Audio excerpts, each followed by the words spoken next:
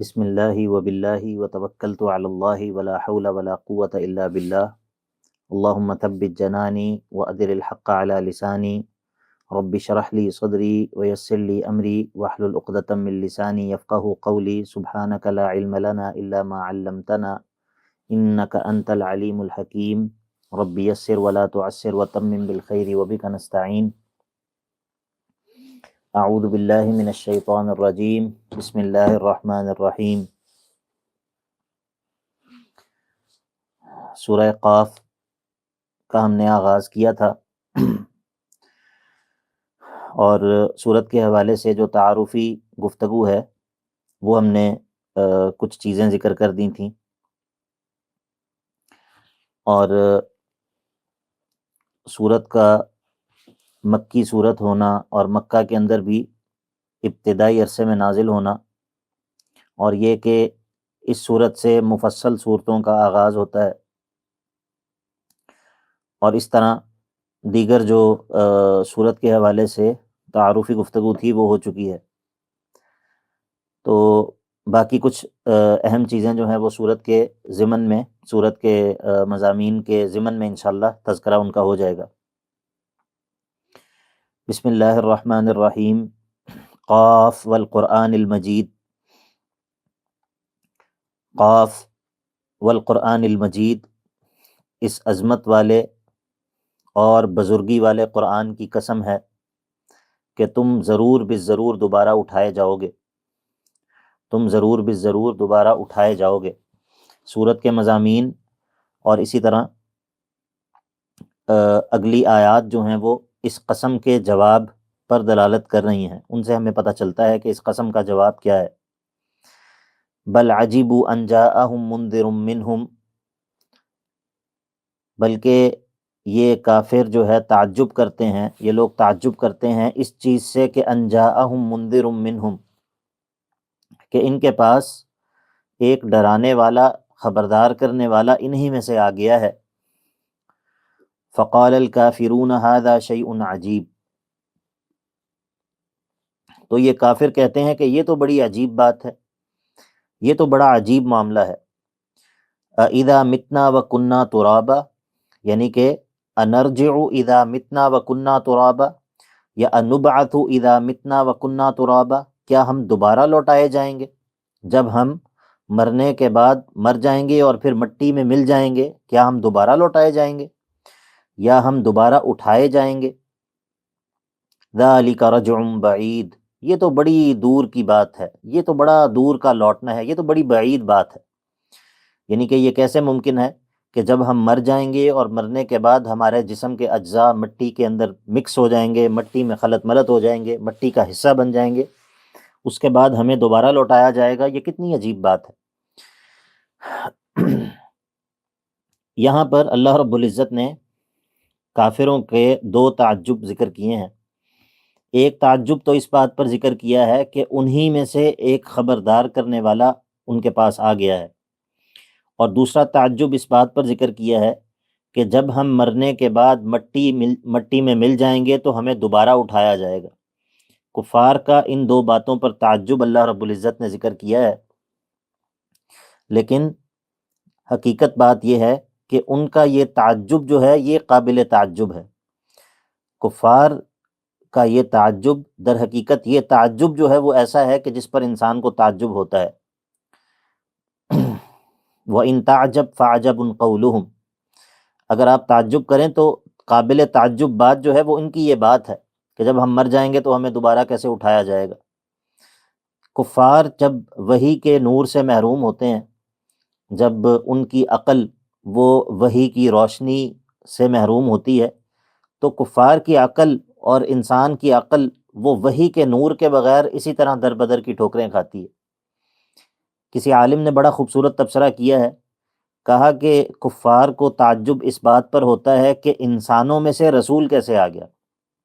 انسانوں میں سے کوئی رسول کیسے آ گیا، اس بات پر تعجب کرتے ہیں، اور پتھروں کے معبود بنا لیتے ہیں اور اس پر ان کو تعجب نہیں ہوتا۔ یعنی کہ پتھر کا بنا ہوا خدا، اس پر تعجب نہیں ہوتا، لیکن انسانوں میں سے آیا ہوا رسول اس پر جو ہے وہ تعجب کرتے ہیں۔ اور اس بات پر تعجب کا اظہار کرتے ہیں کہ جب ہمارا جسم مٹی میں مل جائے گا، مٹی میں مل کر مٹی ہو جائے گا، تو ہمیں دوبارہ کیسے اٹھایا جائے گا؟ حالانکہ وہ اپنے سامنے دیکھتے ہیں کہ اللہ رب العزت نے ان کو پہلی مرتبہ پانی کے ایک قطرے سے پیدا کیا ہے، اس پر ان کو تعجب نہیں ہوتا۔ تو پانی کے ایک قطرے سے اللہ تعالیٰ کا ان کو پہلی مرتبہ تخلیق کر دینا، یہ تو زیادہ قابل تعجب بات ہے۔ اس زیادہ قابل تعجب بات پر تعجب ان کو نہیں ہوتا، اس کو وہ مانتے ہیں، لیکن مرنے کے بعد دوبارہ پیدا کیا جانا، اس کے اوپر وہ تعجب کا اظہار کرتے ہیں۔ اور اس بات پر جو ہے وہ تعجب کا اظہار کر رہے ہیں کہ انسانوں میں سے ایک رسول کیسے آ گیا، اور اس کے مقابلے میں پتھروں کے بنے ہوئے یا اپنے ہاتھوں سے تراشے ہوئے بتوں کو جو ہے وہ معبود سمجھ لیتے ہیں۔ تو کفار کا یہ تعجب جو ہے یہ بذات خود قابل تعجب ہے۔ اللہ رب العزت نے یہاں پر کفار کا دو چیزوں پر تعجب ذکر کیا ہے، ایک مسئلہ نبوت پر، مسئلہ رسالت پر، اور ایک مسئلہ بعث بعد الموت پر۔ تو یہ پوری صورت جیسا کہ انشاءاللہ آگے صورت کے مضامین کے ضمن میں ہم بات کریں گے، یہ پوری صورت انتہائی عجیب صورت ہے، انتہائی عجیب صورت ہے، اور اس قدر جامع صورت ہے، اس قدر جامع صورت ہے کہ اس کے مضامین پورے کے پورے دین کا احاطہ کیے ہوئے ہیں، پورا دین اس کا احاطہ کیے ہوئے ہیں۔ انشاءاللہ صورت مکمل کرنے کے بعد ہم حافظ ابن قیم رحمہ اللہ کا ایک تبصرہ اس صورت کے مضامین پر وہ انشاءاللہ اس کو پڑھیں گے اور دیکھیں گے کہ یہ صورت کس طرح جو ہے وہ کن کن بڑے بڑے مضامین پر مشتمل ہے۔ تو کفار جو ہے وہ اس بات پر تعجب کرتے ہیں کہ اَإِذَا مِتْنَا وَكُنَّا تُرَابًا ذَلِكَ رَجْعٌ بَعِيدٌ، کیا جب ہم مر جائیں گے اور مٹی میں مل جائیں گے کیا ہمیں دوبارہ اٹھایا جائے گا؟ یہ تو بڑی دور کی بات ہے، یہ تو بات بڑی بعید معلوم ہوتی ہے۔ اب اللہ رب العزت ان کے اس تعجب پر رد کرتا ہے، اور ان کے بعث بعد الموت کو جھٹلانے پر اللہ تعالیٰ رد کرتا ہے، اور اللہ تعالیٰ ان کے اس تعجب کا رد مختلف طرح کے دلائل سے کرے گا۔ اس میں سے پہلی دلیل یہ ہے کہ اللہ تعالیٰ اپنے علم کامل کو بیان کرے گا، اپنے علم کامل کو بیان کرے گا۔ ایک فائدے کی بات ہے اور قیمتی بات ہے، اس کو یاد کر لیں، لکھ لیں، سمجھ لیں۔ اللہ رب العزت جو منکرین بعث بعد الموت، مرنے کے بعد دوبارہ اٹھائے جانے کے جو منکرین ہیں، ان کا جو رد کرتا ہے نا، وہ اپنی تین صفات کے ذریعے کرتا ہے۔ اپنی تین صفات کو اللہ رب العزت کثرت سے ذکر کرتا ہے منکرین بعث کا رد کرنے کے لیے۔ پہلی صفت یہ ہے کہ ہمارا علم کامل ہے، ہمارا علم کامل ہے، اسی لیے تمہیں اس بارے میں پریشان ہونے کی ضرورت نہیں ہے کہ جب ہمارا جسم مٹی میں مل جائے گا تو ہمیں دوبارہ کیسے اکٹھا کیا جائے گا، کیونکہ یہ پتہ ہی نہیں چلے گا کہ ہمارے جسم کا کون سا جز کہاں پر ہے۔ تو جب یہ ثابت ہو جائے کہ اللہ کا علم کامل ہے، تو یہ سوال پیدا نہیں ہوتا کہ کیسے پتہ چلے گا کہ ہمارے جسم کا کون سا حصہ کہاں پر ہے۔ تو اللہ تعالیٰ منکرین بعث کے اس شبہے کا رد اپنے کامل علم کو بیان کر کے کرتا ہے، اور دوسرا اللہ تعالیٰ اپنے کمال قدرت کو بیان کرتا ہے۔ پہلی چیز ہے کمال علم، دوسری چیز ہے کمال قدرت۔ جب کفار یہ اعتراض کرتے ہیں کہ یہ مرنے کے بعد دوبارہ اٹھانا یہ تو ناممکن ہے، یہ اس پر کون قادر ہو سکتا ہے؟ کون قادر ہو سکتا ہے کہ جب کوئی انسان مر جائیں اور مر کر جو ہے وہ مٹی میں مل جائیں تو پھر ان کو دوبارہ سے پیدا کر دیا جائے؟ یہ تو ایک بڑی خطرناک اور بڑی یعنی کہ عجیب و غریب بات ہے، ماننے میں نہیں آتی۔ تو اللہ تعالیٰ اپنی کمال قدرت کو بیان کرتا ہے کہ یہ ممکنات اور ناممکنات یہ تم اپنے اعتبار سے بات کرنا چاہو تو کرو، اللہ رب العزت کی قدرت جو ہے وہ کامل ہے۔ اللہ رب العزت کے لیے یہ سوال نہیں ہے کہ اللہ رب العزت جو ہے وہ مرنے کے بعد دوبارہ کیسے پیدا کرے گا۔ اور تیسری جو چیز ہے وہ اللہ تعالیٰ کا اپنے کمال حکمت کو بیان کرنا ہے، اپنے کمال حکمت کو بیان کرنا ہے کہ اللہ تعالیٰ کی حکمت کا یہ تقاضا ہے، اللہ تعالیٰ کے الحکیم ہونے کا یہ تقاضا ہے کہ وہ انسانوں کو یہ زندگی گزارنے کے بعد، اس دنیا میں اعمال کرنے کے بعد یوں ہی نہ چھوڑ دے، بلکہ یہ کمال حکمت کا یہ تقاضا ہے کہ بندوں کو دوبارہ وہ اٹھائے اور دوبارہ اٹھا کر ان کا جو ہے وہ جزا اور سزا کا نظام کرے، اور ان کے درمیان جو ہے وہ عدل کرے، اور ان کو جو ہے وہ ہر ایک کو اس کے عمل کی جزا دے۔ ایسا نہیں ہو سکتا کہ ہم جو ہے وہ ام نجعل المتقین کالفجار، کہ ہم جو ہے وہ اس شخص کو اس شخص کے برابر کر دیں کہ ایک شخص جو کہ متقی ہے اور ایک شخص جو فاجر ہے، ایک شخص جو مومن ہے، ایک شخص جو کافر ہے، اگر مر کر دونوں مٹی ہو جائیں اور اس کے بعد کچھ بھی نہ ہو تو ہم نے تو دونوں کو برابر کر دیا۔ تو اللہ رب العزت اپنی ان تین صفات کو بیان کرتا ہے، اور ان تین صفات کے ذریعے اللہ رب العزت جو ہے وہ منکرین بعث پر رد کرتا ہے۔ نمبر ایک، اللہ تعالیٰ کا کمال علم، نمبر دو، اللہ تعالیٰ کا کمال قدرت، اور نمبر تین، اللہ تعالیٰ کی کمال حکمت، یعنی کہ اللہ کا العلیم ہونا،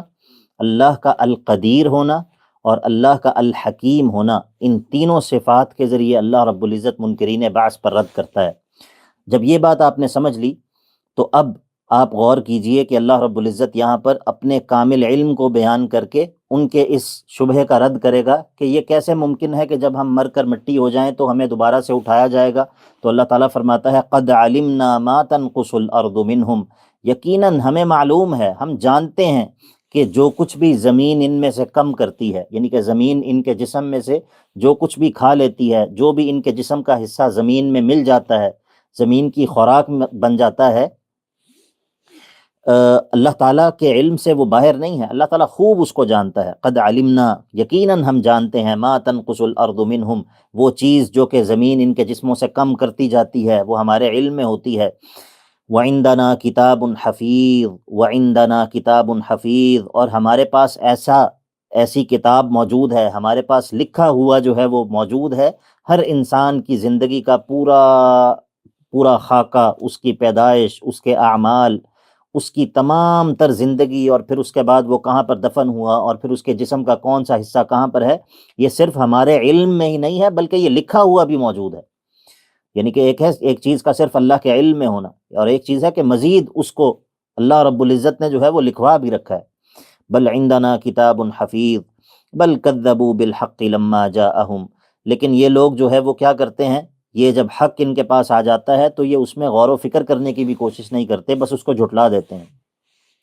بل کذبوا بالحق لما جاءہم فہم فی امر مریج، یہ بڑے الجھے ہوئے معاملے میں ہے، یعنی کہ حق کو انہوں نے جھٹلا تو دیا ہے،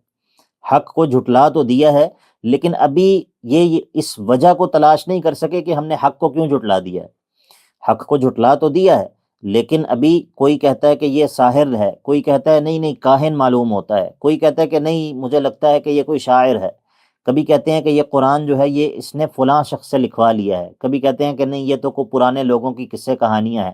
کبھی کہتے ہیں کہ یہ جو ہے وہ کچھ ہے، کبھی کہتے ہیں یہ جو ہے کچھ ہے۔ یعنی کہ حق کو جھٹلا تو دیا ہے، لیکن ابھی خود اس جھٹلانے کی کوئی ایک وجہ ان کے پاس نہیں ہے، کیونکہ یہ جھٹلانا علم کی بنیاد پر نہیں ہے، یہ جھٹلانا جو ہے وہ عناد کی بنیاد پر ہے، عناد کی بنیاد پر ہے، اور یہ یا تو جہل کی بنیاد پر ہے کہ ان دلائل پر غور ہی نہیں کرتے کہ جو دلائل جو ہے وہ بالکل عقل کے مطابق، فطرت کے مطابق ہیں، جن دلائل پر ایمان لانے کا تقاضا ان سے ان کی عقل کرتی ہے، اس عقل کے تقاضے کو، اس فطرت کے تقاضے کو پس پش ڈال کر جو ہے وہ جہل کی وجہ سے اور ان دلائل میں غور نہ کرنے کی وجہ سے، اور یا پھر دلائل کو پہچان لینے کے باوجود عناد اور ضد کی وجہ سے یہ انکار کرتے ہیں، تو اس وجہ سے ان کے پاس کوئی ایک وجہ نہیں ہے کہ ہم کیوں جو ہے وہ حق کو جھٹلاتے ہیں، کبھی کوئی بات کرتے ہیں، کبھی کوئی بات کرتے ہیں۔ بل کذبوا بالحق لما جاءہم فہم فی امر مریج، امر مریج یعنی کہ مضطرب معاملے میں ہیں، مضطرب ہیں، الجھے ہوئے ہیں۔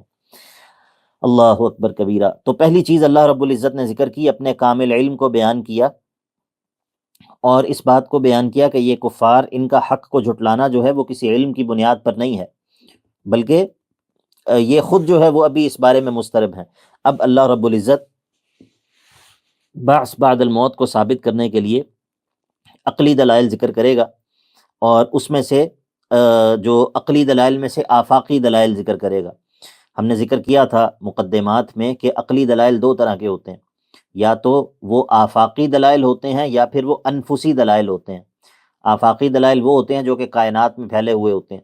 اور انفسی دلائل وہ ہوتے ہیں جو کہ خود انسان کی ذات کے ساتھ تعلق رکھتے ہیں۔ اب یہاں پر اللہ تعالیٰ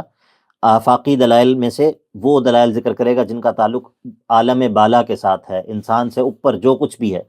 آسمان اور آسمانوں کے اندر موجود ستارے، اور ستاروں سے اوپر موجود دنیا، اور یہ نظام شمسی، اور یہ کائنات میں پھیلی ہوئی وسعتیں، یہ تمام چیز السماء کے لفظ کے اندر داخل ہیں۔ تو فرمایا کہ افلم ینظروا الی السماء، کیا یہ لوگ اپنے اوپر نہیں دیکھتے آسمانوں کی طرف؟ سما کا لفظ جو ہے وہ بلندی کے اوپر بولا جاتا ہے۔ افلم ینظروا الی السماء فوقہم، کہ ان کے اوپر جو آسمان اللہ رب العزت نے تان رکھا ہے اس کی طرف کیا یہ نہیں دیکھتے کہ کیف بنیناہا، ہم نے کیسے اس کو بنایا ہے، کس طرح ہم نے اس کو تخلیق کیا ہے، وزیناہا، اور پھر اس کو سجایا ہے، مزین کیا ہے، وما لہا من فروج، اور اس پورے آسمان کے اندر کوئی درزیں نہیں ہیں، اس میں کوئی سوراخ نہیں ہیں، اس میں کوئی ہولز نہیں ہیں،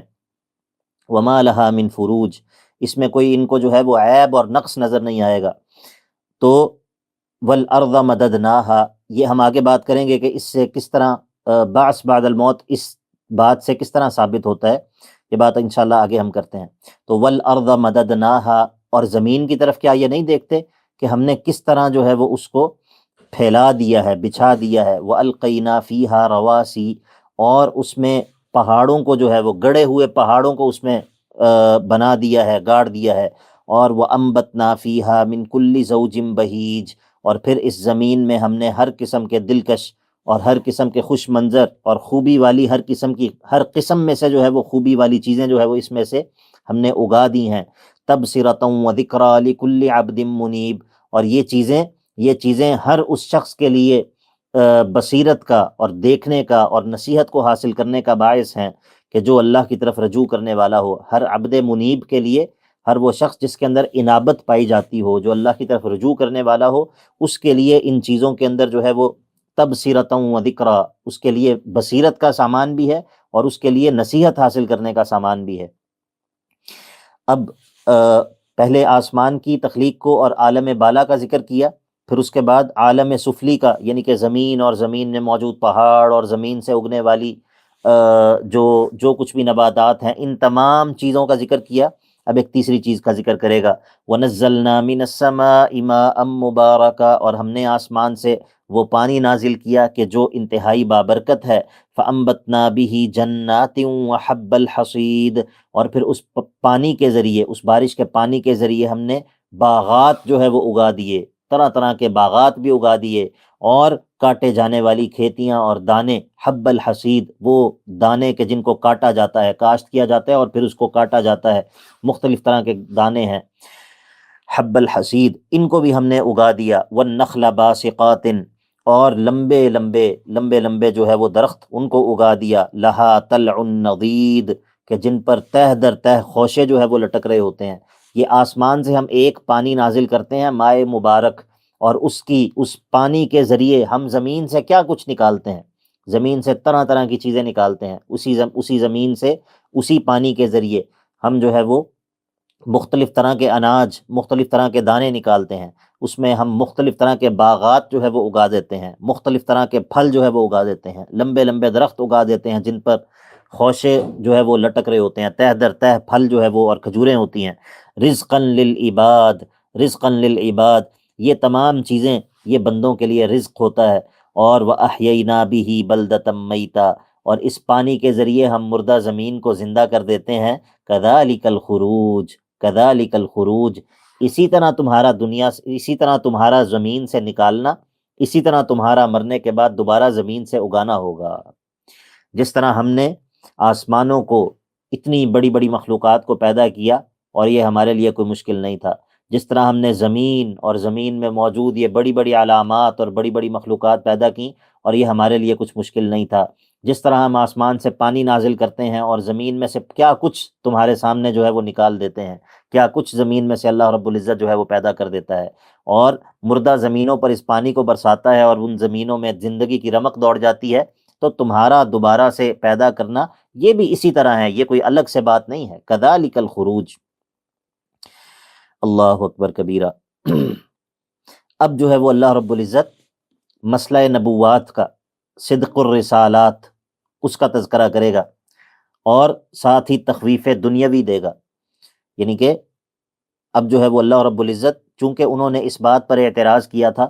کہ یہ ہم میں سے نبی کیسے آ گیا، جیسا کہ اوپر ذکر ہوا، بل عجبوا ان جاءہم منذر منہم، تو کفار کے بڑے اعتراضات دو چیزوں پر ہیں، ایک تو وہ نبی صلی اللہ علیہ وسلم کو نبی ماننے کے لیے تیار نہیں ہے، اور دوسرا وہ بعث بعد الموت کا مسئلہ ماننے کے لیے تیار نہیں ہے، تو اللہ رب العزت اب جو ہے وہ تخویف دنیاوی بھی دے گا کفار کو، اور ساتھ ہی ضمنی طور پر نبوات کا اس بات بھی کرے گا کہ اس سے پہلے بھی ہم نے انبیاء بھیجے ہیں، یہ بھی نبی ہم نے بھیجا ہے۔ تو جو معاملہ پچھلے انبیاء کا انکار کرنے والوں کے ساتھ ہوا، وہی معاملہ جو ہے وہ اس نبی کے ساتھ ضد کرنے والوں کے ساتھ ہوگا۔ جن لوگوں نے پچھلے انبیاء کی دعوت میں رخنا ڈالا اور اس کو قبول نہیں کیا، ان کا جو انجام ہوا، تو تم کوئی اللہ تعالیٰ کے زیادہ محبوب نہیں ہو، تم اگر اس نبی کے ساتھ یہ معاملہ کرو گے تو تمہارا بھی یہی انجام ہوگا۔ تو یہ تخویف دنیاوی دی، کہا کذبت قبلہم، جھٹلایا تھا ان لوگوں سے پہلے بھی، قوم نوح و اصحاب الرس و ثمود، قوم نوح نے جو ہے وہ جھٹلایا تھا، وہ اصحاب الرسی، اور کنویں والوں نے، وہ اصحاب الرسی، اور کنویں والوں نے جھٹلایا تھا، وہ ثمود، اور قوم سمود نے جھٹلایا تھا، وہ عاد و فرعون و اخوان لوط، اور عاد والوں نے اور فرعون والوں نے اور لوط والوں نے جو ہے وہ انبیاء کو جھٹلایا تھا، وہ اصحاب الایکۃ و قوم تبع، اور جھنڈ والے لوگوں نے، جو درختوں کے جھنڈ والی قوم تھی، وقوم تبع، اور یہ تبع کی جو قوم تھی یہ یمن کے بادشاہوں کو کہا جاتا تھا۔ کل کذب الرسل، ان سب کے سب نے انبیاء کی تکذیب کی، تو فحق وعید، تو ہماری وعید، ہمارا عذاب جو تھا وہ ثابت ہو گیا۔ یعنی کہ جب انہوں نے انبیاء کی تکذیب کی، انبیاء کو جھٹلایا، انبیاء کی نبوت کا انکار کیا، انبیاء جن مسائل کی طرف دعوت دیتے تھے، خاص طور پہ مسئلہ توحید اور مسئلہ بعث بعد الموت، جب ان چیزوں کا انہوں نے انکار کیا تو فحق وعید، یعنی کہ فثبت وعید، ہماری وعید جو ہے وہ ان کے لیے ثابت ہو گئی، پھر ہم نے جو ہے وہ ان کو پکڑ لیا۔ تو اس حصے میں ایک طرف تو تخویف دنیاوی بھی ہے، کفار کے لیے تخویف بھی ہے کہ جو کچھ ان کے ساتھ ہوا، اگر وہی کام تم کرو گے تو وہی کام تمہارے ساتھ ہوگا، اور ساتھ ساتھ اس کے اندر نبوات کا اثبات بھی ہے، یعنی کہ جب اللہ تعالیٰ نے انبیاء کو بھیجا اور ان کی مخالفت کرنے والوں کو تباہ و برباد کر دیا، تو اس سے کیا ثابت ہوا؟ اس سے یہ ثابت ہوا کہ وہ انبیاء جو ہے وہ اللہ رب العزت کی طرف سے مبعوث کردہ تھے، اور اللہ رب العزت جو ہے وہ انبیاء کو بھیجتا ہے، اور پھر یہ نبی جو تمہیں ان تمام واقعات کی خبر دے رہا ہے،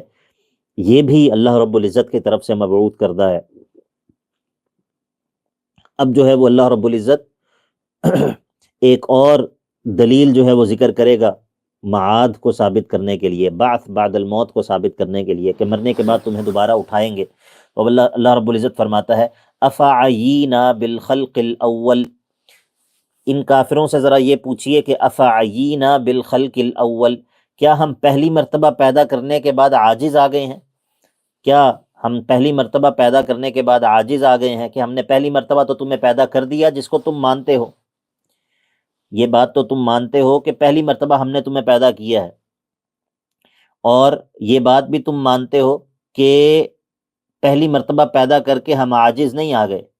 تو بل ہم فی لبس من خلق جدید، ان کو جو غلطی لگ گئی ہے، یہ جو اختلاط کا شکار ہو گئے ہیں، جس بارے میں انہیں شک ہو گیا ہے، وہ صرف دوسری مرتبہ پیدا کرنے کے بارے میں ہے،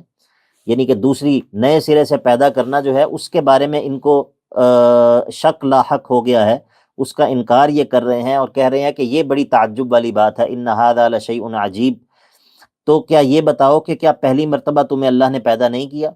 تو افعینا بالخلق الاول، کیا پہلی مرتبہ پیدا کرنے کے بعد ہم جو ہے وہ عاجز آ گئے ہیں؟ نہیں، یہ لوگ یہ بھی مانتے ہیں کہ اللہ نے ہمیں پہلی مرتبہ پیدا کیا ہے، اور یہ بھی نہیں کہتے کہ اللہ تعالیٰ پہلی مرتبہ پیدا کر کے عاجز آ گیا ہے، لیکن دوسری مرتبہ پیدا کرنے کے بارے میں جو ہے یہ شک کا شکار ہے۔ ٹھیک ہے، تو افعینا بالخلق الاول بل ہم فی لبس من خلق جدید، اب اللہ تعالیٰ نے یہ تیسری دلیل ذکر کی ہے بعث بعد الموت کی۔ پہلی سب سے پہلے جو بات کی تھی وہ اللہ تعالیٰ نے اپنے کامل علم کا بیان کیا تھا، اور اس کامل علم کے ذریعے بعث بعد الموت کو ثابت کیا تھا، قد علمنا ما تنقص الارض منہم، اور پھر اس کے بعد اللہ تعالیٰ نے آسمانوں اور زمینوں میں موجود سب مخلوقات، ان کی تخلیق سے اس بات پر استدلال کیا تھا کہ جو اللہ ان بڑی بڑی مخلوقات کو پیدا کرنے پر قادر ہے، وہ اللہ رب العزت جو ہے وہ دوبارہ سے تمہیں پیدا کرنے پر بھی قادر ہے۔ اور پھر تیسرے نمبر پر اللہ رب العزت نے یہاں پر تیسرے نمبر پر ذکر کیا تھا کہ پانی کو اللہ رب العزت آسمان سے نازل کرتا ہے، اور پھر اس کے بعد اللہ رب العزت جو ہے وہ اس پانی کے ذریعے زمین سے اناج اگاتا ہے، اور زمین سے جو ہے وہ اللہ رب العزت مختلف طرح کی چیزوں کو اگاتا ہے۔ تو اللہ رب العزت جو ہے وہ تمہیں بھی دوبارہ پیدا کرنے پر قادر ہے۔ اور چوتھے نمبر پر یہ بات ذکر کی ہے کہ اللہ رب العزت جس نے تمہیں پہلی مرتبہ پیدا کیا وہ تمہیں دوبارہ پیدا کرنے سے عاجز نہیں ہے، وہ تمہیں دوبارہ بھی پیدا کر سکتا ہے، تو اس بارے میں تمہیں شک کا شکار نہیں ہونا چاہیے۔ اللہ اکبر کبیرہ۔ اب اللہ رب العزت اپنے کامل علم کا بھی بیان کرے گا، اور انسانوں کی جو انتہا ہے اس کو پھر آگے بیان کرے گا۔ تو اب یہاں پر جو ہے وہ اللہ رب العزت اپنے کامل علم کو بیان کرتا ہے، کہتا ہے وَلَقَدْ خَلَقْنَا الْإِنسَانَ، یقیناً ہم نے انسان کو تخلیق کیا ہے، اور وَنَعْلَمُ مَا تُوَسْوِسُ بِهِ نَفْسُهُ، اور ہم خوب جانتے ہیں وہ چیز بھی جو اس کا نفس اس کے دل میں وسوسے ڈالتا ہے، ان کو بھی ہم خوب جانتے ہیں۔ وَلَقَدْ خَلَقْنَا الْإِنسَانَ وَنَعْلَمُ مَا تُوَسْوِسُ بِهِ نَفْسُهُ، یقیناً ہم نے انسانوں کو تخلیق کیا ہے اور ہم خوب جانتے ہیں وہ وسوسے جو ان کا نفس ان کے دل میں آنے والے جو وسواس ہیں ان کو بھی ہم خوب جانتے ہیں۔ اللہ اکبر کبیرہ۔ یہ بات جو ہے وہ قرآن مجید میں کئی جگہوں پر اللہ رب العزت نے بیان کی ہے کہ چونکہ ہم نے تخلیق کیا ہے، ہم نے جب تمہیں تخلیق کیا ہے تو تمہارے بارے میں سب سے بہتر جو ہے وہ ہم جانتے ہیں۔ الا یعلم من خلق، الا یعلم من خلق، کیا وہی نہیں جانے گا جس نے تخلیق کیا ہے؟ وہو اللطیف الخبیر، وہ تو بڑا باریک بین خوب خبردار ہے۔ اللہ اکبر کبیرہ۔ تو اللہ تعالیٰ فرماتا ہے وَلَقَدْ خَلَقْنَا الْإِنسَانَ، ہم نے انسان کو تخلیق کیا ہے، وَنَعْلَمُ مَا تُوَسْوِسُ بِهِ نَفْسُهُ، اور ہم خوب جانتے ہیں وہ وسوسے جو ان کے دل میں جو ان کے دل میں وسوسے آتے ہیں وہ بھی اللہ رب العزت خوب جانتا ہے۔ یہ بھی دلائل ہیں، یہ اللہ تعالیٰ کا اپنی تخلیق کو بیان کرنا کہ ہم نے تخلیق کیا ہے اور ہم جانتے ہیں، یہ بھی توحید پر اور بعث بعد الموت کے دلائل کے طور پر یہاں پر ذکر ہو رہا ہے۔ وَنَحْنُ أَقْرَبُ إِلَيْهِ مِنْ حَبْلِ الْوَرِيدِ إِذْ يَتَلَقَّى الْمُتَلَقِّيَانِ عَنِ الْيَمِينِ وَعَنِ الشِّمَالِ قَعِيدٌ وَنَحْنُ أَقْرَبُ إِلَيْهِ مِنْ حَبْلِ الْوَرِيدِ إِذْ يَتَلَقَّى الْمُتَلَقِّيَانِ عَنِ الْيَمِينِ وَعَنِ الشِّمَالِ قَعِيدٌ، اور ہم اس انسان کے اس کے رگے جاں سے بھی زیادہ قریب ہوتے ہیں، اس کی شہرک سے بھی زیادہ قریب ہوتے ہیں جس وقت دو فرشتے جو کہ دائیں اور بائیں بیٹھے ہوتے ہیں وہ اس سے لے رہے ہوتے ہیں، وہ جو تیار بیٹھے ہوتے ہیں اور اس سے ریسیو کر رہے ہوتے ہیں، اس کی ہر چیز کو نوٹ کر رہے ہوتے ہیں، اس وقت ہم اس کی رگے جاں سے بھی زیادہ قریب ہوتے ہیں۔ وہ یہاں پر وَنَحْنُ أَقْرَبُ إِلَيْهِ مِنْ حَبْلِ الْوَرِيدِ، اس میں نحنو سے مراد جو ہے وہ ایک توجیہ کے مطابق تو اللہ رب العزت ہے، وَنَحْنُ أَقْرَبُ إِلَيْهِ مِنْ حَبْلِ الْوَرِيدِ، اور اس صورت میں معنی یہ ہے کہ ہم اپنے علم کے اعتبار سے، جس طرح اوپر کہا نا وَنَعْلَمُ مَا تُوَسْوِسُ بِهِ نَفْسُهُ، ہم اپنے علم کے اعتبار سے بندے کی رگے جاں سے بھی اس کے قریب ہیں۔ ایک تفسیر تو یہ ہے، لیکن ایک دوسری تفسیر وہ یہ ہے کہ یہاں پر نحنو سے مراد جو ہے وہ فرشتے ہیں۔ نحن اقرب الیہ من حبل الورید اذ یتلقى المتلقیان عن الیمین وعن الشمال قعید، کہ ہمارے فرشتے، یعنی کہ ہمارے فرشتے جو ہوتے ہیں وہ اس کی رگے جاں سے بھی زیادہ قریب ہوتے ہیں، ہم بھی جانتے ہیں نعلم ما توسوس به نفسه، اور پھر ہمارے مقرر کیے ہوئے فرشتے بھی موجود ہیں جو کہ اس کی ہر چیز کو نوٹ کر رہے ہوتے ہیں۔ ٹھیک ہے، یہ بات حافظ ابن کثیر رحمہ اللہ نے بھی یہی تفسیر اختیار کی ہے، اور ان کے استاد شیخ الاسلام ابن تیمیہ رحمہ اللہ نے بھی یہی تفسیر اختیار کی ہے، اسی طرح حافظ ابن قیم رحمہ اللہ نے بھی اسی معنی کو ذکر کیا ہے الفوائد میں۔ وَنَحْنُ أَقْرَبُ إِلَيْهِ مِنْ حَبْلِ الْوَرِيدِ، دونوں طرح معنی دونوں طرح ہو جائے تو دونوں طرح معنی میں کوئی اعتراض نہیں ہے، معنی دونوں طرح درست ہے۔ اللہ رب العزت اگر مراد ہو جائے تو اللہ تعالیٰ اپنے علم کے اعتبار سے بندے کے قریب ہے، یہ معنی درست ہے۔ وَإِذَا سَأَلَكَ عِبَادِي عَنِّي فَإِنِّي قَرِيبٌ أُجِيبُ دَعْوَةَ الدَّاعِ إِذَا دَعَانِ، تو وہ اپنے علم کے اعتبار سے، دعاؤں کی قبولیت کے اعتبار سے، اپنی قدرت کے اعتبار سے، ان اعتبارات سے بندے کے قریب ہے، ورنہ اپنی ذات کے اعتبار سے تو وہ اپنے عرش پر مستوی ہے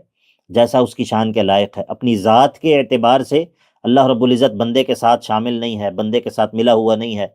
یہ اللہ تعالیٰ کا قرب یا اللہ تعالیٰ کی یہ معیت جس کو اللہ رب العزت قرآن مجید میں بیان کرتا ہے، وہ اس کے علم اور قدرت کے اعتبار سے ہوتی ہے۔ اسی لیے اس طرح کی جتنی بھی آیات ہوتی ہیں ان کے اندر آپ کو اللہ تعالیٰ کی علم کا، اس کی سماعت اور بصارت کا، اس کی قدرت کا، اس کے احاطے کا ذکر ملے گا۔ جس طرح یہاں پر ہے کہ وَنَعْلَمُ مَا تُوَسْوِسُ بِهِ نَفْسُهُ، یہاں پر بھی علم کا تذکرہ ہے۔ تو اللہ تعالیٰ، اگر اس سے مراد اللہ تعالیٰ ہو جائے تو اس صورت میں بھی تفسیر درست ہے، کوئی اعتراض اس پر نہیں ہے، اور اگر اس سے مراد جو ہے وہ اللہ تعالیٰ کے فرشتے ہو جائیں تو تب بھی جو ہے وہ تفسیر درست ہے، اور جو اگلی آیت ہے وہ اسی معنی کے ساتھ زیادہ مناسب معلوم ہوتی ہے، واللہ اعلم۔ وَنَحْنُ أَقْرَبُ إِلَيْهِ مِنْ حَبْلِ الْوَرِيدِ إِذْ يَتَلَقَّى الْمُتَلَقِّيَانِ عَنِ الْيَمِينِ وَعَنِ الشِّمَالِ قَعِيدٌ، اور ہم اس کے رگے جاں سے بھی اس کے زیادہ قریب ہوتے ہیں جس وقت دو لینے والے اس شخص کے دائیں بائیں تیار بیٹھے ہوتے ہیں۔ ما یلفظ من قول،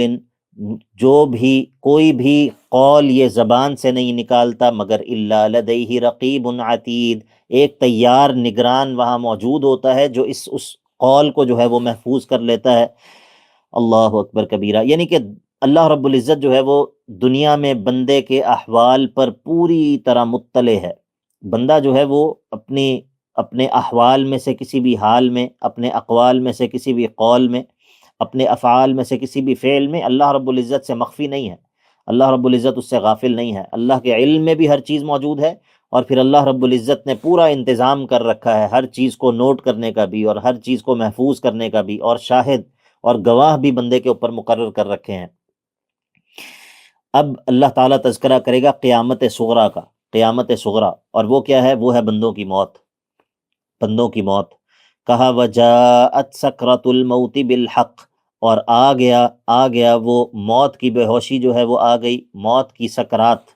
موت کی بے ہوشی۔ وجاءت سکرۃ الموت بالحق، اور موت کی بے ہوشی جو ہے وہ آ گئی بالکل حق کے ساتھ۔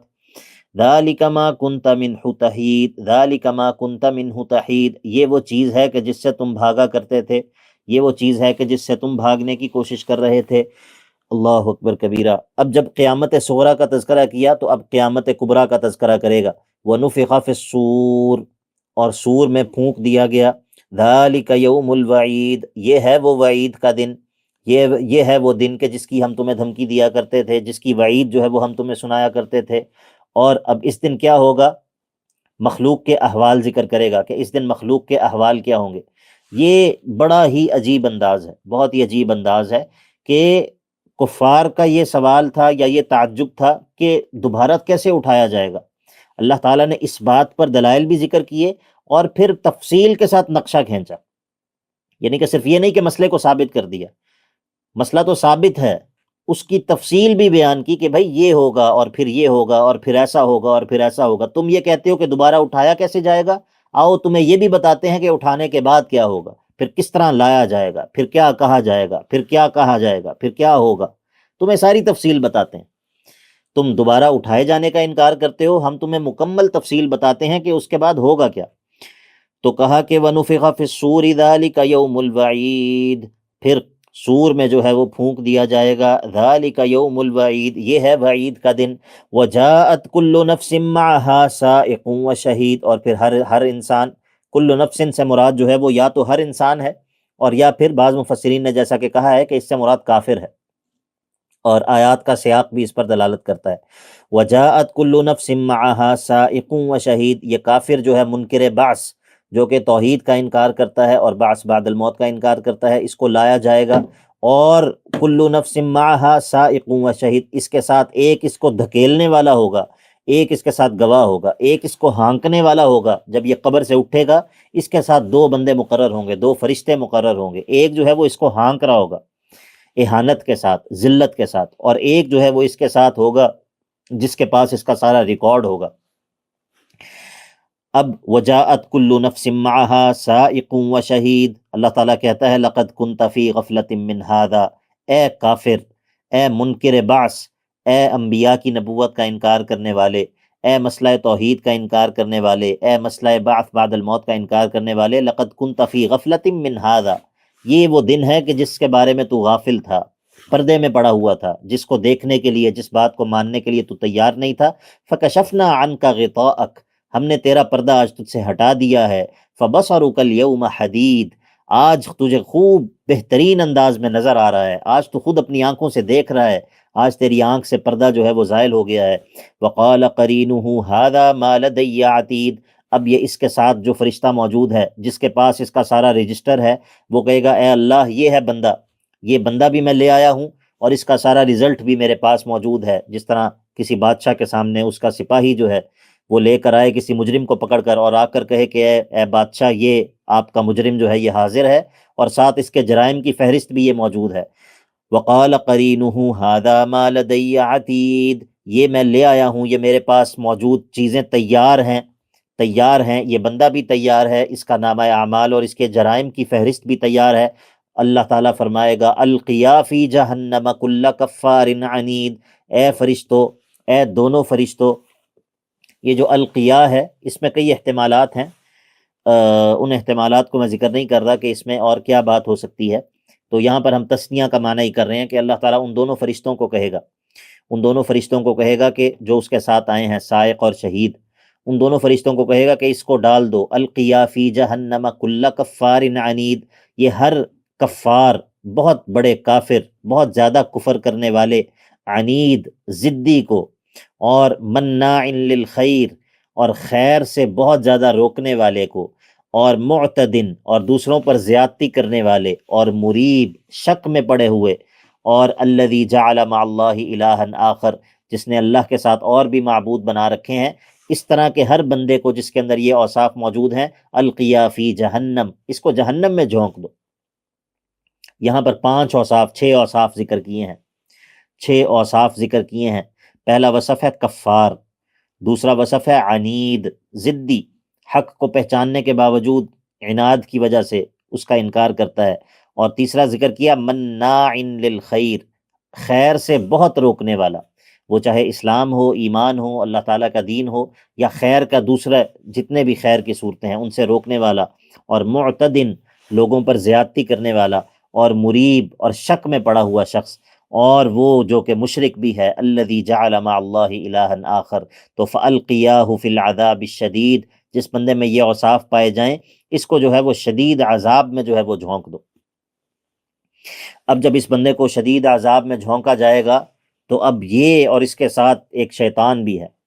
ہر انسان کے ساتھ ایک شیطان بھی ہے نا، قرین اس کا شیطان، اللہ اکبر کبیرہ۔ اب یہ شیطان جو ہے نا وہ کہے گا کہ یہ جب ان کو جھونکا جائے گا تو اب یہ کافر جہنمی اور اس کا شیطان یہ آپس میں ایک دوسرے سے جھگڑیں گے اور ایک دوسرے پر الزام دھریں گے۔ تو قال قرینہ، یہاں پر اب قرین سے مراد اس تفسیر کے مطابق جو میں نے ذکر کی ہے اس معنی پر، ادھر قرین سے مراد شیطان ہے۔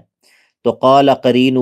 اس کا شیطان، اس کا ساتھی جو ہے وہ کہے گا ربنا ما اطغیتہ، میں نے اس کو سرکش نہیں کیا تھا، ولکن کان فی ضلال بعید، یہ خود ہی بہت دور کی گمراہی میں تھا،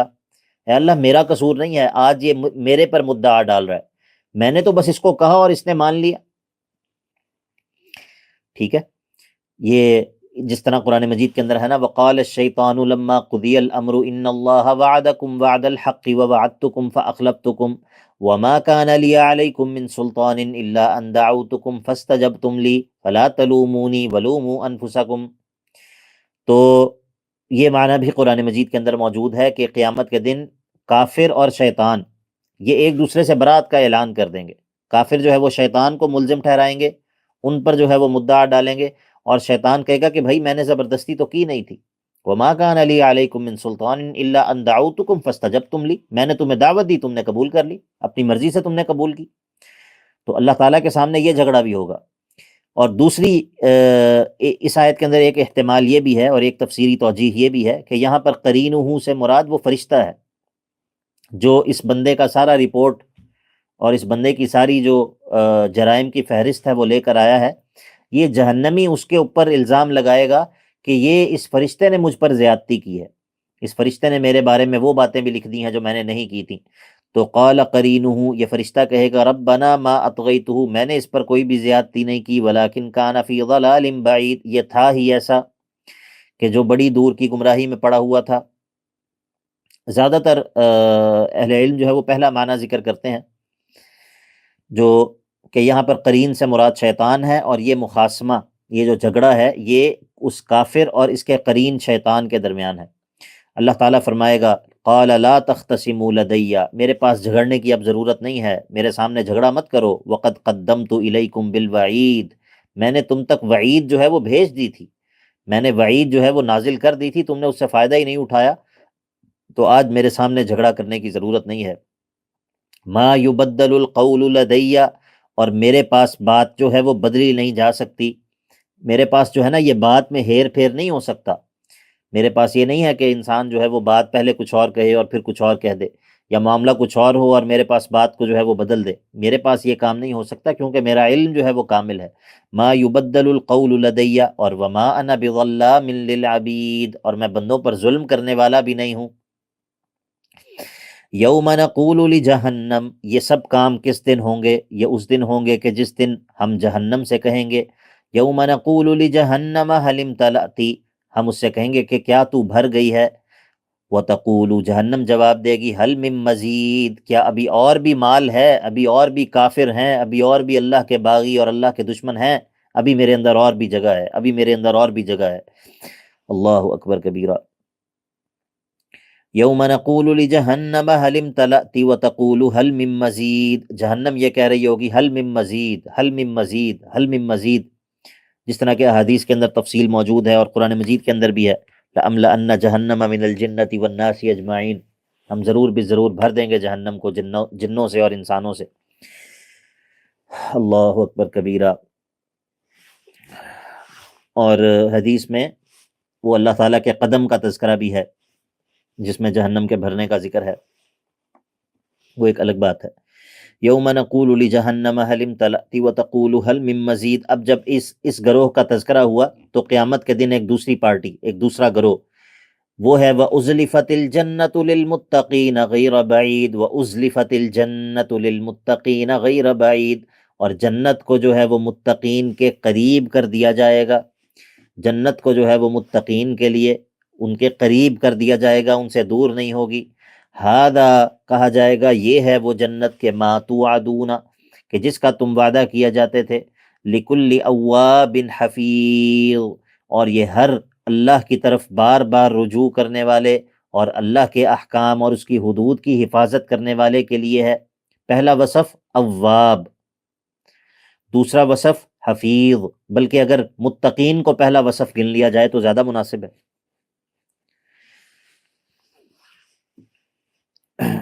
متقین کو پہلا وصف گن لیتے ہیں، وَأُزْلِفَتِ الْجَنَّةُ لِلْمُتَّقِينَ غَيْرَ بَعِيدٍ، تو متقین یہ پہلا وصف ہے۔ دوسرا وصف ہے اواب، اللہ کی طرف بار بار رجوع کرنے والا، جب بھی گناہ ہوتا ہے پھر اللہ کی طرف رجوع کر لیتا ہے، جب بھی غافل ہوتا ہے پھر اللہ کی طرف رجوع کر لیتا ہے، بار بار اللہ کی طرف لوٹتا ہے۔ هذا ما توعدون لكل اواب، اور حفیظ، اور اللہ کے حدود، اللہ کی حدود کی حفاظت کرنے والا، اس کے احکام کی حفاظت کرنے والا، احفظ اللہ یحفظک، جیسا کہ حدیث میں ہے۔ تیسرا وصف یہ ہے کہ من خشی الرحمن بالغیب، یہ وہ شخص ہے جو کہ بن دیکھے رحمان سے ڈرتا تھا، بن دیکھے رحمان کی خشیت اس کے دل میں موجود تھی۔ وجاء بقلب منیب، اور یہ اللہ کے پاس قلب منیب لے کر آیا ہے، یہ اللہ کے پاس قلب منیب، بار بار اللہ کی طرف رجوع کرنے والا دل لے کر آیا ہے۔ تو ایسے لوگوں سے جن کے اندر یہ 5 اوصاف موجود ہوں گے، کہا جائے گا ادخلوها بسلام، اس جنت میں سلامتی کے ساتھ داخل ہو جاؤ، ہر قسم کی مشقت سے سلامتی ہے، ہر قسم کی تھکاوٹ سے سلامتی ہے، ہر قسم کی پریشانی سے سلامتی کے ساتھ اس جنت میں داخل ہو جاؤ۔ ذالک یوم الخلود، یہ ہمیشگی والا دن ہے، اب یہ ہمیشگی ہے، اب جو ہے وہ ہمیشہ کی زندگی ہے۔ ذالک یوم الخلود، اور لہم ما یشاءون فیہا، اور ان جنتیوں کے لیے جو وہ چاہیں گے اس جنت کے اندر موجود ہوگا، اور ولدینا مزید، اور ہمارے پاس ان کی چاہت سے زائد نعمتیں بھی موجود ہیں۔ ایک تو وہ ہے جو کہ جنتی چاہیں گے، اور ایک وہ ہے جو اللہ خود اپنی پاس سے مہمانی پیش کرے گا، اور اس میں سب سے اعلیٰ جو چیز ہے وہ اللہ تعالیٰ کی رضا اور اللہ رب العزت کا دیدار ہے، اللہ رب العزت کی اللہ رب العزت کی زیارت ہے، اللہ تعالیٰ کا دیدار ہے۔ لَهُم مَّا يَشَاءُونَ فِيهَا وَلَدَيْنَا مَزِيدٌ، اب جو ہے وہ تخویف دنیاوی دوبارہ ذکر کرتا ہے، اور اس بات کا ذکر کرتا ہے کہ یہ جو بعث بعد الموت کو جھٹلانے والے ہیں، اس سے پہلے ہم نے ان سے زیادہ بڑے 30 مار خان جو تھے ان کو ہم نے ہلاک کیا ہے، تو یہ کیا چیز ہے؟ یعنی کہ اس سے پہلے ہم نے جن اقوام کو اسی جرم میں ہلاک کیا ہے وہ ان سے زیادہ طاقتور تھے، لیکن جب ہماری پکڑ آئی تو پھر ان کو بھاگنے کی کوئی جگہ نہیں ملی۔ کہا کہ وَكَمْ أَهْلَكْنَا قَبْلَهُم مِّن قَرْنٍ، کتنی ہی بستیاں ہم نے ان سے پہلے ہلاک کر دیں، ہم اشد منہم بطشا، جو کہ زیادہ شدید تھیں ان سے پکڑ کے اعتبار سے، ان کی پکڑ، ان کی گرپ وہ ان کفار سے، ان قریش مکہ سے بہت زیادہ شدید تھی۔ فَنَقَّبُوا فِي الْبِلَادِ هَلْ مِن مَّحِيصٍ، اور پھر جب ہمارا عذاب آیا تو یہ کبھی ادھر بھاگے، کبھی ادھر بھاگے، کبھی اس علاقے کی طرف نکلنے کی کوشش کی، کبھی ادھر بھاگنے کی کوشش کی۔ فَنَقَّبُوا فِي الْبِلَادِ کا معنی یہ ہے کہ انہوں نے بھاگنے کی بہت کوشش کی، لیکن حل من محیص، کہ کیا کوئی بھاگنے کی جگہ ہے، لیکن تب پھر بھاگنے کی جگہ کہاں پر ہے؟ فلا تحین مناص۔ تو ان فی ذلک لذکری، ان فی ذلک لذکری، یہ جو صورت ہے آپ کے سامنے ہم نے پڑھی ہے، یہ جو مضامین گزرے ہیں ان میں نصیحت ہے، لیکن کس کے لیے؟ لمن کان لہ قلب، اس کے لیے کہ جس کے پاس قلب ہو، لمن کان لہ قلب یعنی کہ جس کے پاس وہ دل موجود ہو، کہ جو دل زندہ دل ہو، جس دل کے اندر حیات موجود ہو، جس دل کے اندر فطرت موجود ہو، جو دل جو ہے وہ انتفاع اور فائدہ اٹھانے کی صلاحیت رکھتا ہو۔ ان فی ذلک لذکری لمن کان لہ قلب، جس کے اندر قلب موجود ہو، او القی السمع، یا وہ جو ہے وہ کان لگا کر سن تو لے، وہو شہید، اور اس کا قلب، اور وہ غافل بھی نہ ہو، غافل بھی نہ ہو۔ ان فی ذلک لذکری لمن کان لہ قلب او القی السمع وہو شہید۔ اس آیت پر اس آیت کے بارے میں حافظ ابن قیم رحمہ اللہ نے جو تبصرہ کیا ہے وہ بڑا ہی عجیب تبصرہ ہے، اور انسان جو ہے وہ حیران رہ جاتا ہے، اور انسان جو ہے وہ دنگ رہ جاتا ہے کہ اللہ تعالیٰ کس طرح لوگوں پر جو ہے وہ علم کو کھولتا ہے، کس طرح اللہ تعالیٰ جو ہے وہ لوگوں پر فضل کرتا ہے، اور ان کو جو ہے وہ نوازتا ہے فہم سے۔ تو انشاءاللہ اگر موقع ملا تو ہم اس تبصرے کو ذکر کریں گے کلاس میں، اور ورنہ جو ہے وہ انشاءاللہ ہم گروپ کے اندر جو ہے وہ اس کو ذکر کریں گے۔ ان فی ذلک لذکری لمن کان لہ قلب او القی السمع وہو شہید وَلَقَدْ خَلَقْنَا السَّمَاوَاتِ وَالْأَرْضَ وَمَا بَيْنَهُمَا فِي 6 أَيَّامٍ وَمَا مَسَّنَا مِن لُغُوبٍ۔ اب جو ہے وہ اللہ تعالیٰ دوبارہ سے ذکر کرتا ہے اپنی جو ہے وہ تخلیقات کا، اور اس میں ضمناً جو ہے وہ یہود پر رد بھی ہے، جو یہ کہا کرتے تھے کہ اللہ رب العزت کو آسمانوں اور زمین کی تخلیق سے تھکاوٹ ہو گئی، تو اس نے 6 دنوں میں آسمانوں اور زمینوں کو تخلیق کیا، اور پھر 7ویں دن جو ہے وہ اس نے آرام کیا، تو ان پر رد بھی ہے۔ کہا کہ وَلَقَدْ خَلَقْنَا السَّمَاوَاتِ وَالْأَرْضَ وَمَا بَيْنَهُمَا فِي 6 أَيَّامٍ، یقیناً ہم نے آسمانوں اور زمینوں کو پیدا کیا، جو کچھ بھی ان کے درمیان ہے 6 دنوں میں، اور وَمَا مَسَّنَا مِن لُغُوبٍ، اور ہمیں کوئی تھکاوٹ نہیں ہوئی اس سے، تھکاوٹ ہمیں نہیں پہنچی کوئی بھی اس سے، جیسا کہ یہ یہودی کہتے ہیں قاتلہم اللہ۔ تو اللہ کے نبی علیہ الصلاۃ والسلام، یہ یہودی ہمارے بارے میں جو باتیں کرتے ہیں اس پر ہم کتنا صبر کرتے ہیں، اللہ تعالیٰ کا کتنا صبر ہے، اللہ تعالیٰ کا کتنا حلم ہے، کہ اس کے بارے میں یہ یہودی اور یہ لوگ اور مشرکین اور کفار کیا کچھ اس کے بارے میں کہتے ہیں، اور اللہ صبر کرتا ہے۔ ما احلمک یا اللہ، اللہ کا حلم کتنا بڑا ہے۔ تو اللہ کے نبی علیہ الصلاۃ والسلام آپ بھی ان کی باتوں پر پریشان نہ ہوا کریں، فاصبر علی ما یقولون، یہ جو کچھ بھی یہ باتیں کہتے ہیں اس پر صبر کا مظاہرہ کریں، اس پر ذرا صبر کیجئے، اور اس صبر کے لیے مدد آپ کو کس چیز سے ملے گی؟ وہ اس چیز سے ملے گی کہ وَسَبِّحْ بِحَمْدِ رَبِّكَ قَبْلَ طُلُوعِ الشَّمْسِ وَقَبْلَ الْغُرُوبِ، طلوع شمس سے پہلے اللہ کا ذکر کیا کیجئے، اللہ کی تسبیح اور اس کی حمد بیان کیا کریں، اور غروب آفتاب سے پہلے، فجر کے بعد اور عصر کے بعد اللہ کا ذکر کیا کریں، اور وَمِنَ اللَّيْلِ فَسَبِّحْهُ، اور رات کی تاریکیوں میں بھی کچھ اللہ کی تسبیح بیان کیا کریں، وَأَدْبَارَ السُّجُودِ، اور نمازوں کے بعد بھی اللہ کی تسبیح جو ہے وہ بیان کیا کیجئے، اور وَاسْتَمِعْ يَوْمَ يُنَادِ الْمُنَادِ مِن مَّكَانٍ قَرِيبٍ، اس دن کا انتظار کیجئے کہ جس دن یوم ینادی المنادی من مکان قریب، جس دن ایک آواز لگانے والا بڑی قریب سے آواز لگائے گا قیامت کے وقوع کے لیے، یوم یسمعون الصیحۃ بالحق، وہ دن کہ جس دن یہ لوگ اس چیخ کو بالکل جو کہ حق ہے، اس چیخ کو بالکل حق کے ساتھ سن لیں گے، یعنی کہ کوئی وہم نہیں ہوگا، کوئی تخیل نہیں ہوگا، وہ حقیقت ہوگی۔ ذالک یوم الخروج، یہ وہ دن ہے کہ جس دن تمہیں دوبارہ نکالا جائے گا، جس دن تمہیں جو ہے وہ تمہاری قبروں سے اٹھا لیا جائے گا۔ نحن اعلم بما یقولون، یوم یسمعون الصیحۃ بالحق ذالک یوم الخروج انا نحن نحیی ونمیت والینا المصیر، یہ زندہ کرنا اور موت دینا، یہ زندگی اور موت کا سلسلہ جو ہے یہ ہم نے ہی جاری کر رکھا ہے، والینا المصیر، اور ہماری ہی طرف جو ہے وہ لوٹنا بھی ہے، ہماری ہی طرف لوگوں کا لوٹنا بھی ہے۔ کس دن؟ اس دن کے یوم تشقق الارض عنہم سراعا، جس دن زمین ان سے پھٹ جائے گی، یعنی کہ یہ زمین میں ہوں گے اور زمین ان سے پھٹے گی، شق ہوگی، اور یہ نکلیں گے اس سے تیزی کے ساتھ۔ ذالک حشر علینا یسیر، اور یہ حشر، اس حشر کو برپا کر دینا اور یہ تمہیں دوبارہ سے اٹھا دینا، یہ کوئی مشکل نہیں ہے، یہ ہمارے لیے بالکل آسان ہے۔ ذالک حشر علینا یسیر، یہ ہمارے لیے بالکل جو ہے وہ آسان ہے۔ نحن اعلم بما یقولون، اے نبی علیہ الصلاۃ والسلام، ہمیں خوب خبر ہے، ہمیں خوب پتہ ہے جو باتیں یہ لوگ کرتے ہیں، ان کے بارے میں ہمیں خوب خبر ہے۔ وما انت علیہم بجبار، وما انت علیہم بجبار، اور آپ کوئی ان پر جو ہے وہ مسیطر اور ان پر کوئی داروغے تو ہے نہیں کہ آپ نے زبردستی ان سے منوا کر ہی رہنا ہے۔ آپ پریشان نہ ہوں، فاصبر علی ما یقولون، اور ان کے نام ماننے کو دل پر نہ لیں، ہاں، لعلک باخع نفسک علی آثارہم،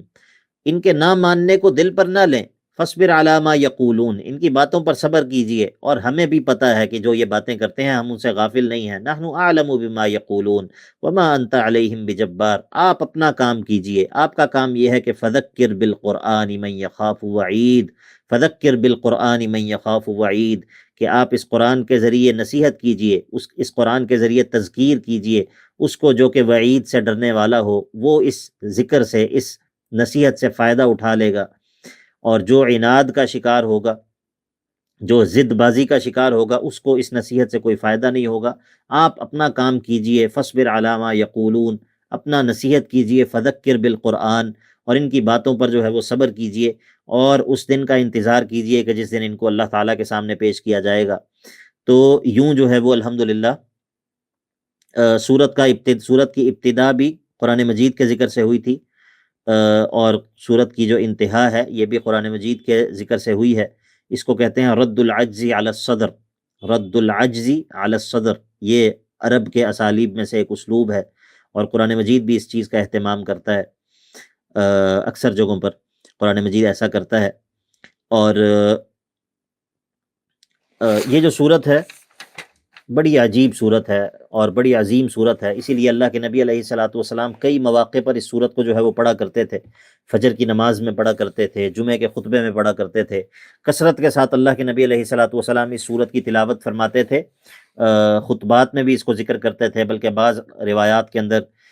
آتا ہے کہ بعض صحابیات یہ کہا کرتی تھیں کہ ہم نے اس صورت کو اللہ کے نبی علیہ الصلاۃ والسلام سے سن کر ہی یاد کر لیا تھا، خطبے میں آپ اس کی قرات کرتے تھے تو ہم نے اتنی مرتبہ اس کو سنا کہ ہمیں یہ صورت سن کر حفظ ہو گئی۔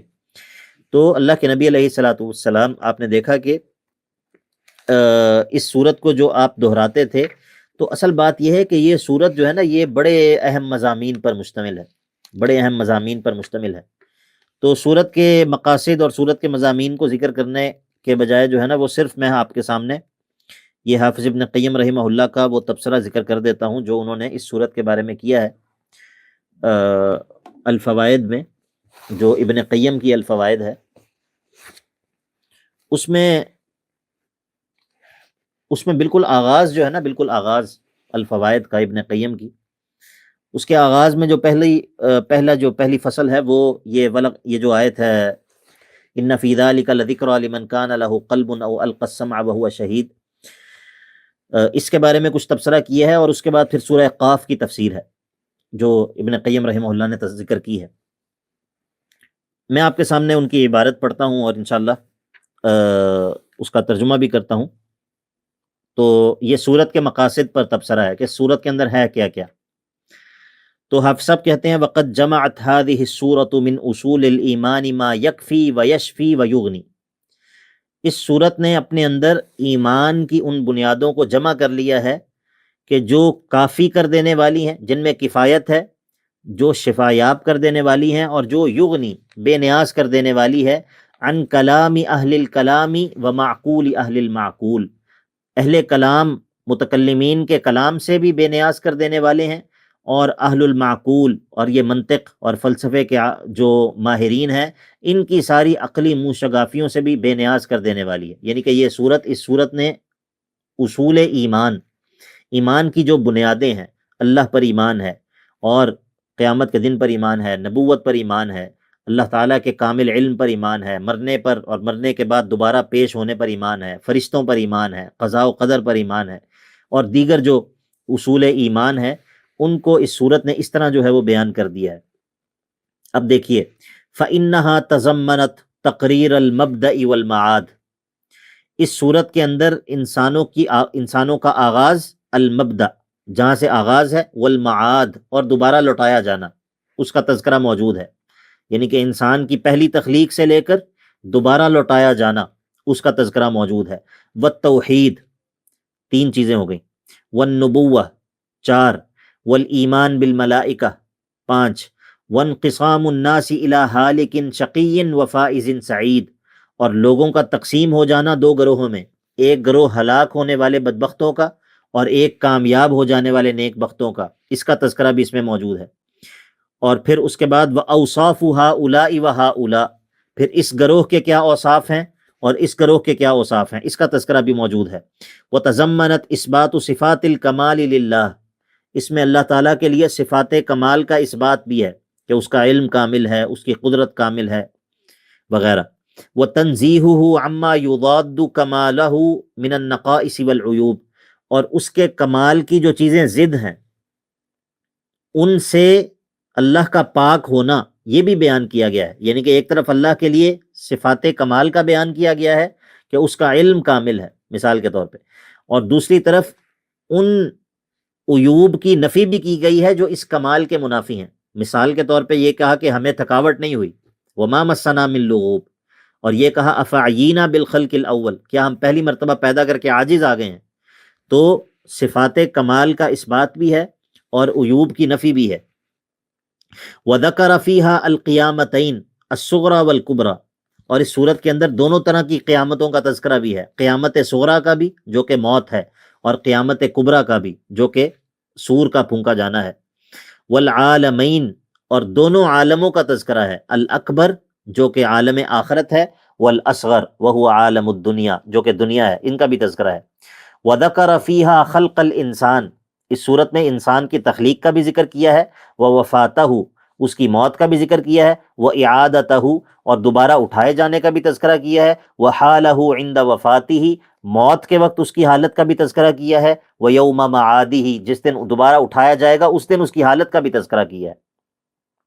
وإحاطتہ سبحانہ بہ من کل وجہ، اور اس بات کا بھی تذکرہ کیا ہے کہ اللہ تعالیٰ بندے کا ہر طرح سے احاطہ کیے ہوئے ہے، اس کو گھیرے ہوئے ہے، حتی علمہ بوسواس نفسہ، بوساوس نفسہ، یہاں تک کہ اللہ تعالیٰ اس کے دل کے وسوسے اور اس کے دل کے خیالات پر بھی مطلع ہے۔ وإقامت الحفظۃ علیہ، اور اللہ نے اس پر جو ہے وہ فرشتے بھی مقرر کر رکھے ہیں، یحصون علیہ کل لفظۃ یتکلم بہا، جو انسان کے بولے ہوئے ہر لفظ کو جو ہے وہ نوٹ کرتے رہتے ہیں، وأنہ یوافیہ یوم القیامۃ ومعہ سائق یسوقہ الیہ وشاہد یشہد علیہ، اور قیامت کے دن وہ اس طرح لایا جائے گا کہ اس کے ساتھ ایک دھکیلنے والا ہوگا جو اس کو دھکیل رہا ہوگا، اور ایک گواہ ہوگا جو کہ اس پر گواہی دینے والا ہوگا، اور جب وہ ہانکنے والا اس کو لے آئے گا تو وہ کہے گا ھذا ما لدی عتید، ای ھذا الذی امرت باحضارہ قد احضرتہ، فیقال عند احضارہ القیا فی جہنم کل کفار عنید، کما یحضر الجانی الی حضرۃ السلطان فیقال ھذا فلان قد احضرتہ، فیقول اذهبوا به الی السجن وعاقبوہ بما یستحقہ۔ وتأمل کیف دلت السورۃ صریحا، تو بہرحال یہ جو آپ کے سامنے ذکر کیا ہے چیزوں کا، کہ یہ صورت جو ہے وہ کس طرح اصول ایمان پر مشتمل ہے، کس طرح اس صورت کے اندر اللہ رب العزت نے ایمان کی جو بنیادیں ہیں ان سب چیزوں کا تذکرہ کر دیا، کس طرح اس مختصر سی صورت میں، صورت زیادہ طویل نہیں ہے یہ، یعنی کہ تقریباً ایک ورق سے کچھ زائد جو ہے وہ صورت ہے، اور لیکن اس قدر جامع صورت ہے اور اس قدر اس کے مضامین جو ہے وہ قوت والے ہیں، اور اس قوت کی طرف اشارہ جو ہے وہ اس صورت کے آغاز میں بھی ہے۔ اس صورت کا جو مقدمہ ہے، قاف والقرآن المجید، یہ جو حرف ہے قاف، یہ قاف جو حرف ہے یہ بذات خود قوت پر اور جو ہے وہ بلندی پر اور شدت پر دلالت کرنے والا ہے۔ تو اس صورت کے اندر اللہ رب العزت نے جو ہے وہ کئی اس طرح کے امور کا تذکرہ کیا ہے جو اس قدرت پر اور اس قوت پر دلالت کرتے ہیں کہ قیامت کو قائم کرنا اور پھر تمہیں دوبارہ تمہاری قبروں سے اٹھا لینا یہ کوئی مشکل نہیں ہے۔ اللہ تعالیٰ اس پر قادر ہے، اس پر قوی ہے، اس کی قوت اور اس کی جو قدرت اور اس کی سلطنت ہے اس کے لیے یہ کوئی چیز جو ہے وہ مشکل نہیں ہے۔ تو یہ سورہ قاف کے حوالے سے الحمدللہ ہم نے جو اختصار کے ساتھ جو بات ضروری بات ہو سکتی تھی وہ کر لی ہے، ہم اسی پر اکتفا کرتے ہیں۔ انشاءاللہ کل جو ہے وہ ہم سورہ ذاریات کا آغاز کریں گے، اور انشاءاللہ اب کوشش کریں گے کہ چونکہ اب رمضان ہے تو انشاءاللہ اب انشاءاللہ تھوڑا سا تیز بھی پڑھیں گے، اور یہ ہمارا اسلوب یہی ہوگا جس طرح آج ہم نے پڑھا ہے، اس میں زیادہ تفصیل نہیں ہوگی، بس یہی اسلوب انشاءاللہ ہوگا، تو صورتوں کے مقاصد کی طرف زیادہ ہماری توجہ ہوگی۔ اسی پر اکتفا کرتے ہیں۔ وصلی اللہ تعالی علی نبینا محمد وعلی آلہ وصحبہ اجمعین۔